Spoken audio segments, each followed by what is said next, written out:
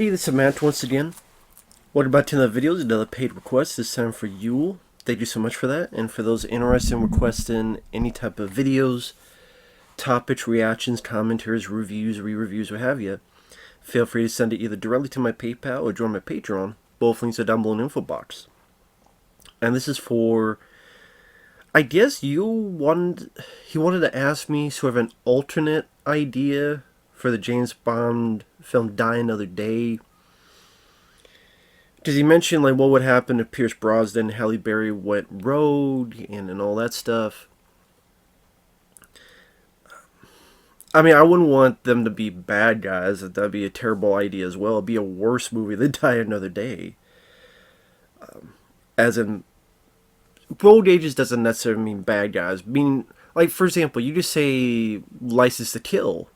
One of the best James Bond films. With Timothy Dalton, he had to go a little bit rogue.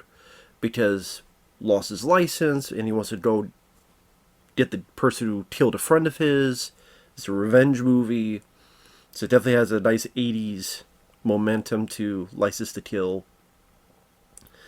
Because here's the thing, Die Another Day of the Pierce Brosnan films is easily the worst one, and it's easily one of the worst James Bond films ever. Now, I've watched all the most of the James Bond films, I'll put it that way. And there's silly ones I enjoy, like The Spy Who Loved Me. I think that's my favorite Roger Moore movie. The Spy Who Loved Me, I love the car that could go into the water, and the way that's handled, and the action sequences. And Roger Moore definitely had that fun sense of humor to him. Sean Connery, Goldfinger, You Only Live Twice are probably some of my favorites of that era. My all-time favorite is GoldenEye. Granted, that was the first one I saw, so maybe a bit of nostalgia is into play, but really like GoldenEye. And I know one person like, well, how come you don't like The World Is Not Enough? Because the plot is not interesting to me. Denise Richards isn't that good. And it's just a very... Anytime I think The World Is Not Enough, then I forget what the hell happened. Something to do with oil or something like that. See, even right now, I'm struggling to remember what the hell happened The World Is Not Enough.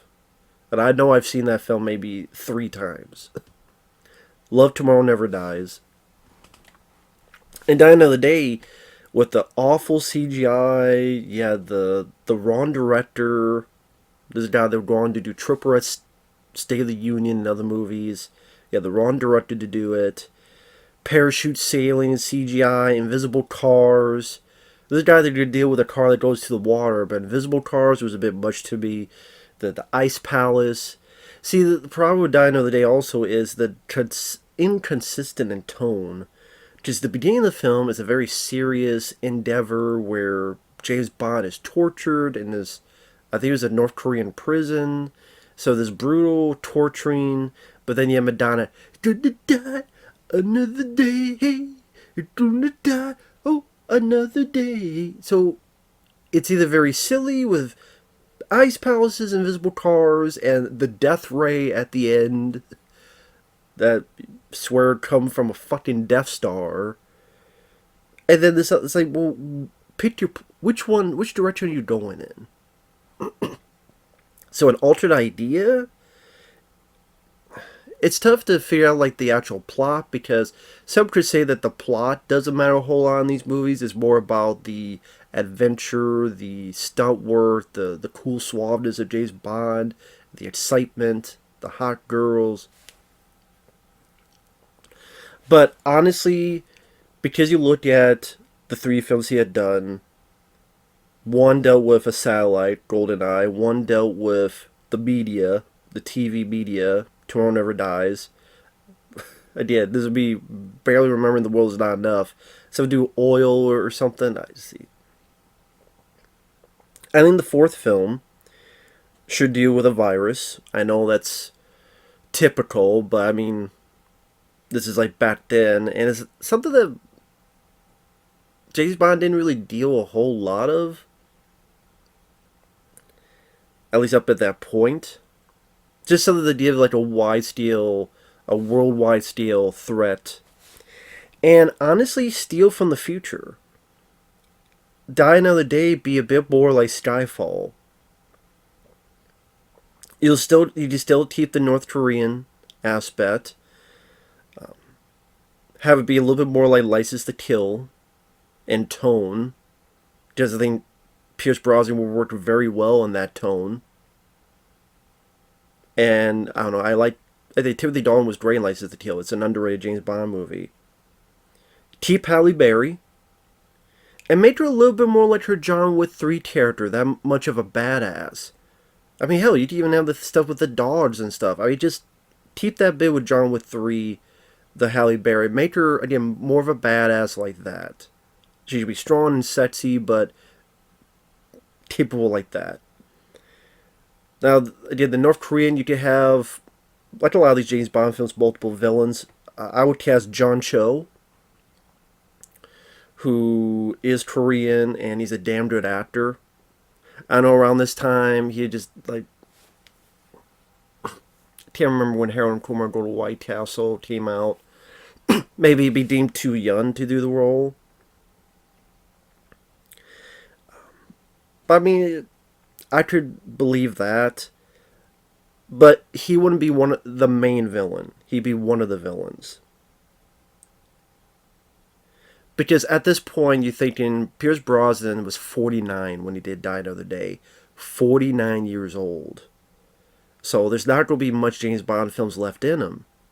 Because the thing is, like, Pierce got into James Bond pretty late. I know they wanted him back to the day for The Living Daylights and License to Kill. It didn't work out, so they got Timothy Dalton, who did a great job. But play into that being old. Play into being 49 years old. Play into the fact that, you know, there's just a little bit left of the tank and things are getting older and age is catching up with them, as it catches up with everybody.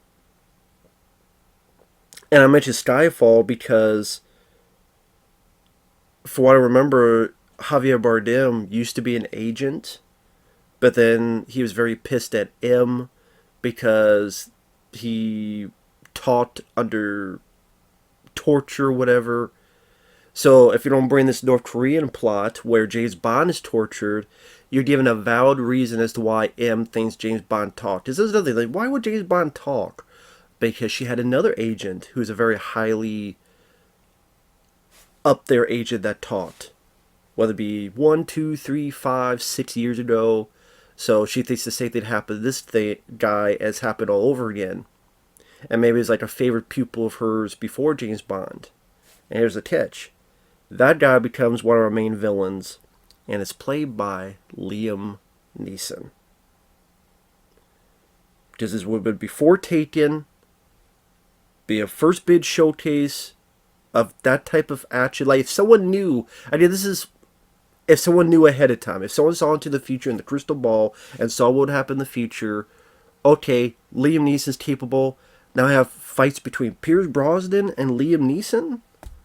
Pierce versus Liam Neeson would have been very cool. And Liam Neeson is the bad, evil rogue agent who's working with the North Koreans. And his thrust of this is to get M to die because he was tortured and he taught and he was kicked out, and kind of like what Harvey Bardem has a grudge on M, Judi Dench's character, in this case, this guy does. And show more of the, have like Judi Dench trying to help James Bond, even though she let him go, but then as she learns more and more, she becomes an asset. And then, even though she's the one that let him go and didn't trust him at first, because these James Bond films tend to be pretty lengthy. In the middle, Judi Dench starts trusting, and then Judi becomes one of the only people that James Bond can trust. And give a bit more, because Judi Dench is a good actress, give a bit more room to play, a little bit more of her background, a little bit more emotion. Because then at the very end of the film, I would have it be a big old fight between Pierce and Liam Neeson, and I would steal the ending of Skyfall. Because also, Pierce Brosnan had a hand in traps in this film called Live Wire, where he set up all these booby traps. So I know Pierce can handle that well. So that, and also just a down and dirty Pierce Brosnan, shotgun, taking out the bad guys, kicking ass, taking names, bring back James Bond to the down and dirty before Casino Royale did it. Because I think Daniel Craig did a good job. I think Pierce Brosnan would have done a damn good job if given the opportunity to play that type of. I think, in retrospect, he wished he could have done that. I think even he knows, Die Another Day, he wishes he could have done what Daniel Craig had done, and that type of thing. So bring elements of Skyfall. I want to have actually set pieces. One where James Bond uses a fucking flamethrower, because I'm always a sucker for people using flamethrowers. Maybe within the house in the finale, he uses a flamethrower after setting out these traps, and this is all he has.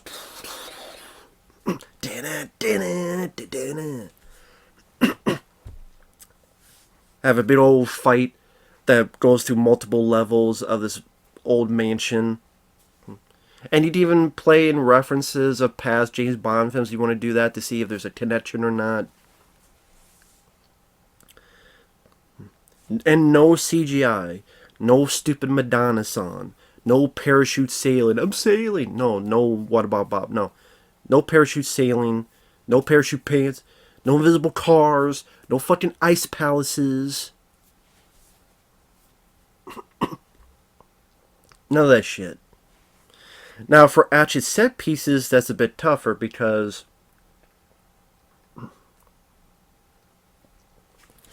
it's just always tough, like, what kind of actual set pieces. Because when I think of stuff, then I'm thinking of stuff that happened later on in the Daniel Craig films and more.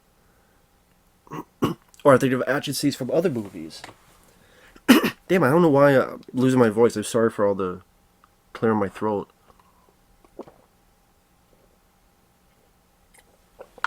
Goddamn.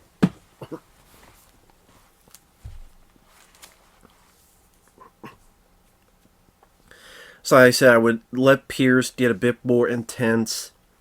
You know, he's betrayed. He feels betrayed, but at the same time, he only wants to find out the truth. Liam Neeson is one of the villains behind all this. Liam Neeson is the one that picked James Bond, just maybe because he knows M looks at him as the. Like, you see there's friction between Bond and M, maybe. Because at least by that point, we've seen him with Judi Dench in the previous 3 films. So at least there's a bit more of a bond between Pierce Brosnan and Judi Dench. And you could get more of that in this movie. Again, what they did in Skyfall, where you saw there's a bit more of a friendly bond between Pierce and M. And then how that changes, and then what M truly feels.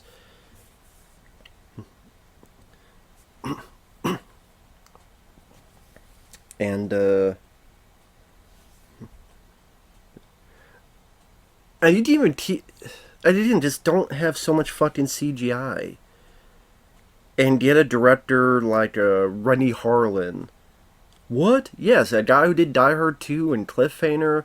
I'd be open to him directing. Hell, I'd be open to fucking Off the Beaten Path Tony Scott directing a James Bond film.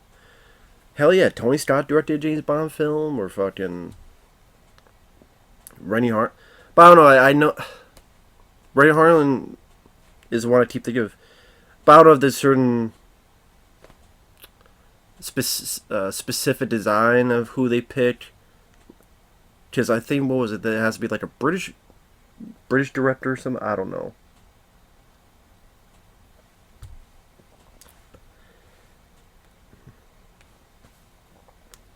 But I just like the idea of Liam Neeson being a former MI6 who hates M, and he was betrayed, talked under Korean torture, and that's why she thinks Pierce Brosnan had talked as well.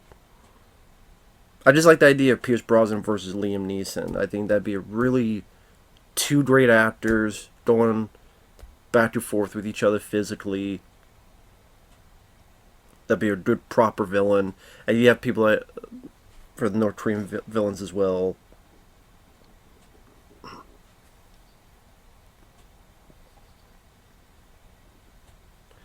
Maybe have a sequence where he's injected as a race against time, where he's got to go through all these obstacles to get to this thing and play up the suspense of trying to get to this cure.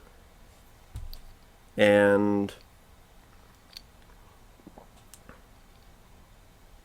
maybe it's during like chaos in a mall or something, like something very public and with multiple levels, where he's got to go from one to the other and big action set pieces, James Bond style, as he's trying to get to this cure, or something to that effect.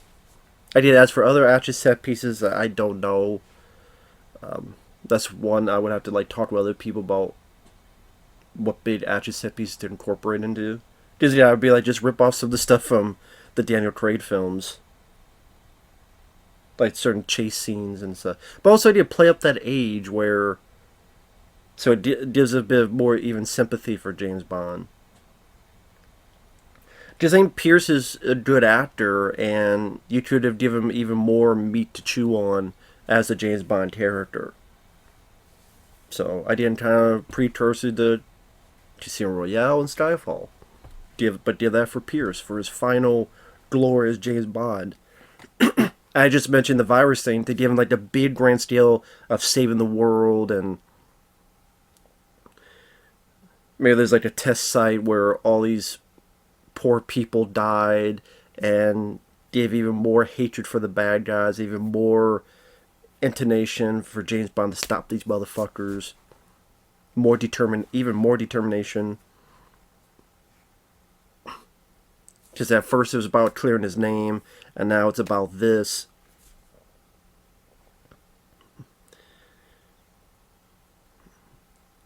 And maybe M gets stuck with the virus, and they're able to find the cure, but they can't get to her in time, and she helps James Bond, and I don't know, maybe she has some nice words to him or such. And also, it could be the final movie with the original Q and all the armaments he could give Bond to take out these bad guys.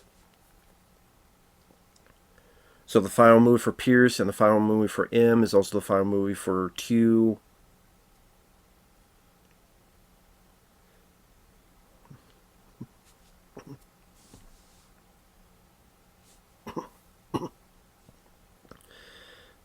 Because, I mean, there's other ideas. I mean, there's the whole, like, Spectre. Would you put Spectre into it? I don't know, because, again, how long can Pierce really go if he's 49 years old at this point?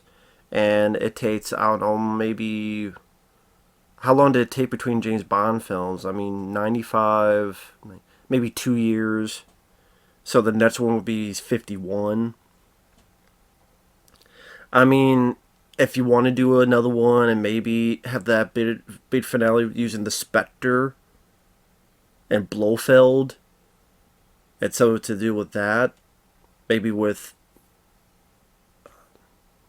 I don't even know what the plot would be. Maybe, I don't know. And also Die Another Day, that would fit with a virus, you could die another day. Same with Liam Neeson. Maybe after he was betrayed and talked under torture fire, then he faked his death so they didn't think about it, but he's really alive and he's working with them. Because, yeah, you were doing your job. You tortured me, but you were doing your job. She wasn't, so I hate her more. Because you I did, her I don't. Like, that kind of, whatever, it's crazy people. Crazy people do crazy things. That's why they're fucking crazy.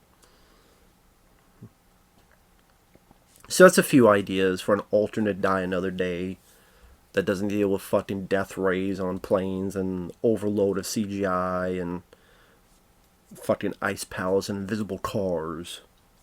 But that's just me. So with that said, thanks for watching. Take care. We'll see you guys later.